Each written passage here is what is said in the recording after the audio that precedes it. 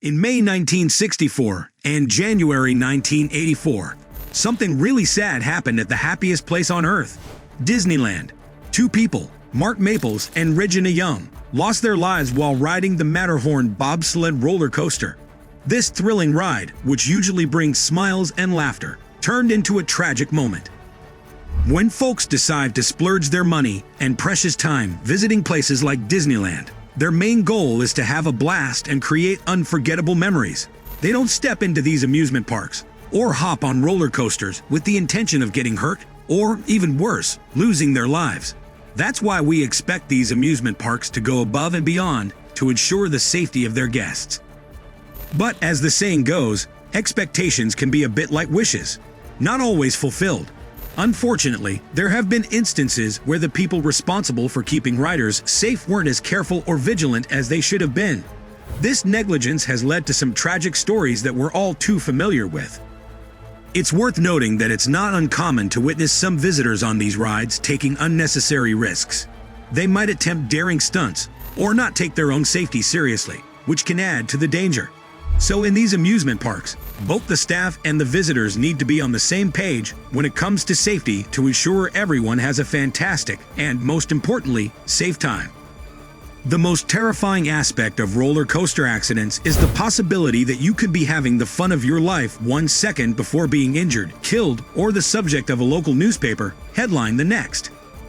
This is the account of the two deadliest roller coaster incidents on the Matterhorn bobsleds roller coaster at Disneyland, including how and why they occurred, and who was at fault in each incident. The Matterhorn bobsleds are a pair of steel roller coasters connected to each other, and they can be found in Disneyland Park in Anaheim, California. This exciting roller coaster is designed to resemble the real Matterhorn mountain, which is located in the Alps, right between Switzerland and Italy. What makes it unique is that it was the first roller coaster to feature a tubular steel track. You'll discover this thrilling ride on the border of Tomorrowland and Fantasyland. In the past, when the accident occurred, each car on the roller coaster could accommodate up to 4 people who would sit in a single line. However, as of 2012, they upgraded the cars, and now they come in pairs, with each pair having 3 seats arranged in a single line instead of the previous 4. To keep riders safe during the adventure, the ride uses seat belts and hand grips located inside the car as restraints. These safety measures are crucial to ensure that everyone enjoys the ride securely. The Matterhorn bobsled roller coaster claimed its first victim on May 15, 1964.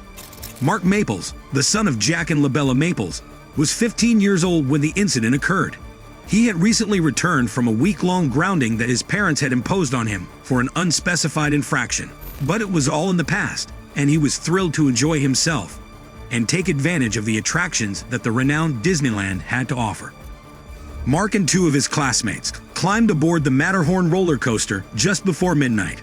As usual, the ride got underway, and Mark and the other riders appeared to be quite eager to start their heart-pounding adventure. Since it was already dark when the sad event occurred, the exact circumstances are still unknown. The authorities were able to piece together a general description of what occurred. Nevertheless, based on eyewitness testimonies and the investigations that followed, one of Mark's mates unbuckled his seatbelt while they were on the ride as a crazy prank or bet. Mark made the unexpected decision to get up from his seat as the train was traveling at a pace of 20 miles per hour with the seatbelt unbuckled. But at this point, something unexpected occurred.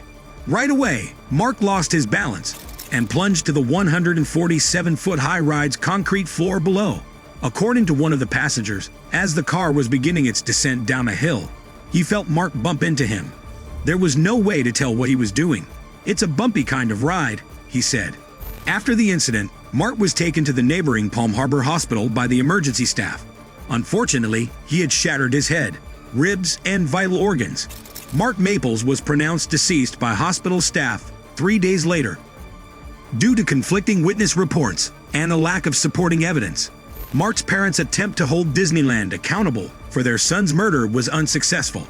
The lads asserted that they never unbuckled Mark's seatbelt, and the Anaheim police chief declared Mark's death to be entirely accidental a week after the collision.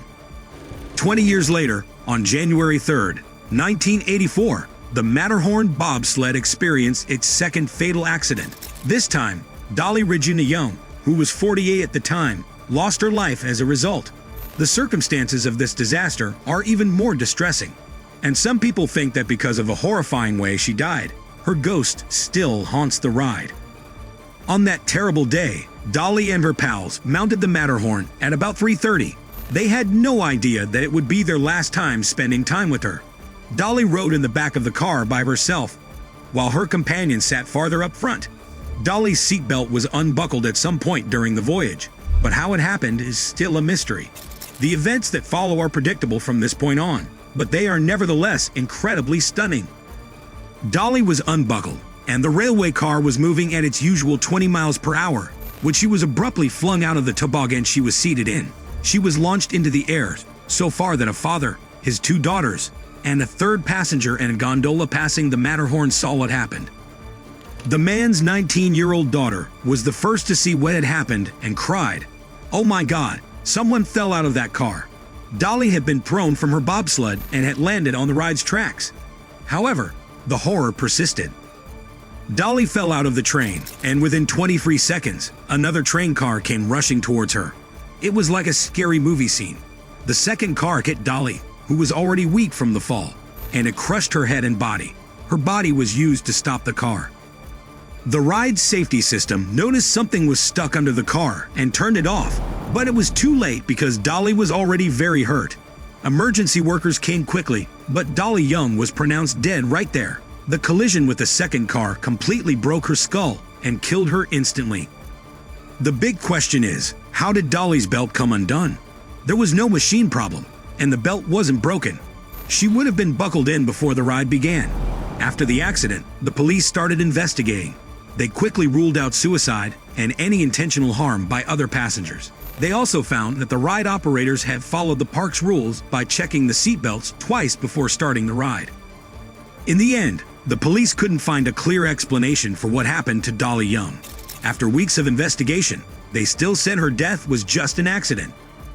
But Regina Young's family didn't agree with this result. They later sued Disneyland for $5 million. They hired a lawyer named James Picardo to help them in the lawsuits. Picardo blamed 2 young men who operated the Matterhorn for not checking Dolly's belt properly because they were distracted by 2 beautiful girls in the group. The family eventually dropped the charges and settled with Disneyland for an unknown amount of money. They all agreed not to talk about it because of a legal agreement. After Dolly's incident, Disney improved the Matterhorn seatbelts.